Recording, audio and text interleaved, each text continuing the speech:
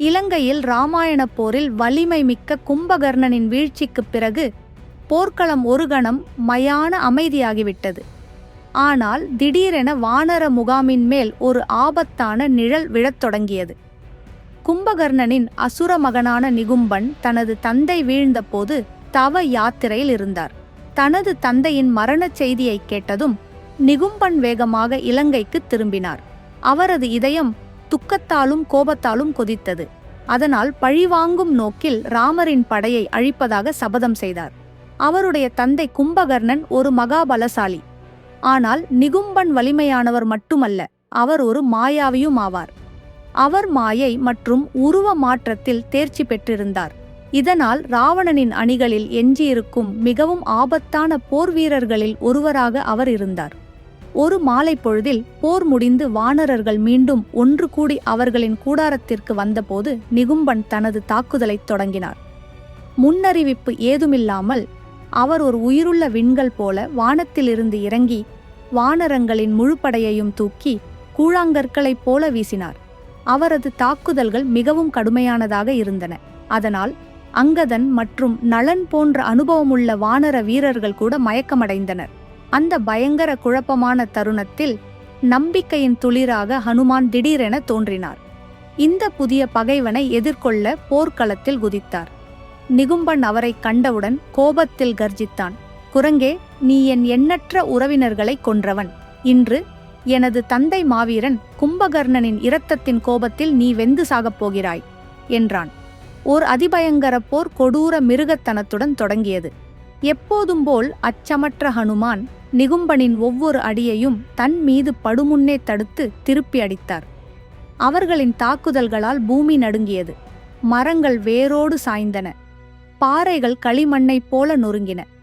அவர்களின் போரின் தீவிரத்தால் வானம் இருண்டு போனது. ஆனால் நிகும்பன் பலம் வாய்ந்த அசுரன் மட்டுமல்ல, அவர் ஒரு கைதேர்ந்த மாயாவியும் ஆவானல்லவா?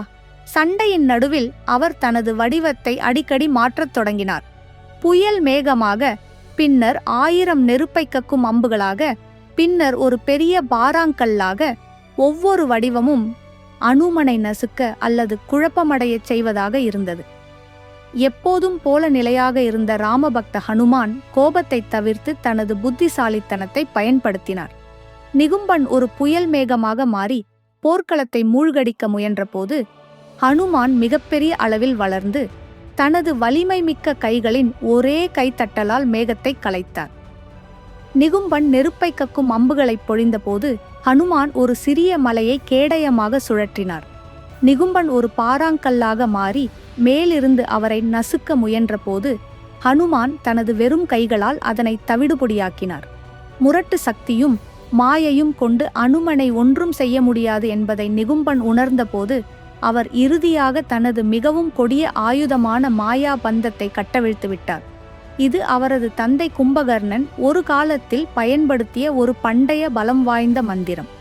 மாயா பந்தத்தால் பல குழப்பமூட்டும் யதார்த்தங்களின் உலகில் ஹனுமான் சிக்கிக்கொண்டார். ஹனுமான் கண்ட ஒவ்வொரு மாயக்காட்சியும் அவர் பலவிதமாக நிகும்பனிடம் தோற்றுப்போவது போல் தெரிந்தது. நிகும்பன் மாயா பந்தத்தின் மூலம் அனுமானின் மன தைரியத்தை குலைக்க பெருமுயற்சி மேற்கொண்டான்.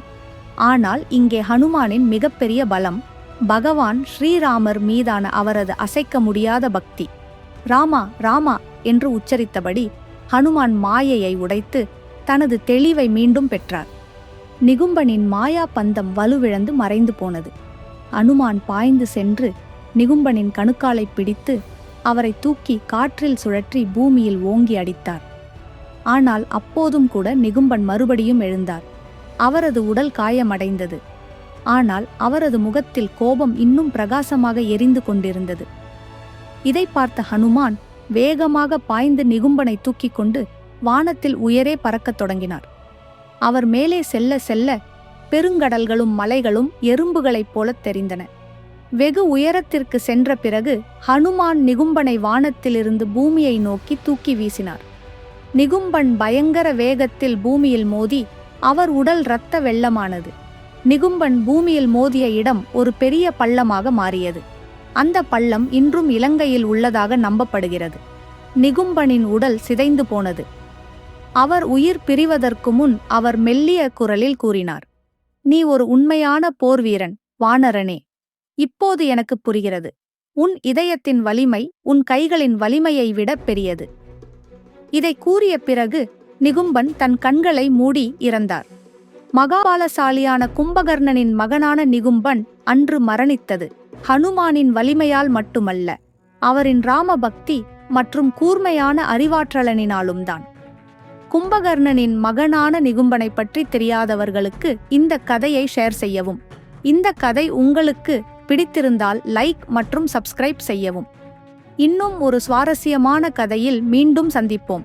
ஜெய் ஸ்ரீராம். ஜெய் ஸ்ரீ கிருஷ்ணா.